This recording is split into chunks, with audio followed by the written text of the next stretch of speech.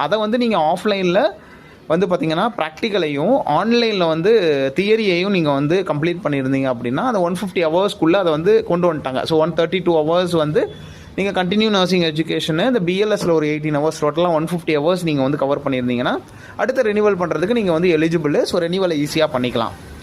இது வந்து பெரிய டிஃபிகல்ட்டியாக வந்து நமக்கு வந்து இருந்தது. ஏன்னா இது வந்து நிறைய பேர் ஒர்க் பண்ணுறவங்களுக்கு போய்ட்டு இந்த ப்ராக்டிக்கல் கிளாஸை வந்து ஆஃப்லைனில் போய் பண்ண முடியல. ஸோ அந்த மாதிரி நிறையா பே பண்ணி பண்ண வேண்டியிருந்தது. 200 ருபீஸ் பே பண்ணி பண்ண வேண்டியிருந்தது. இந்த மாதிரி நிறையா ப்ராக்டிக்கல் டிஃபிகல்ட்டிஸ் இருந்தது.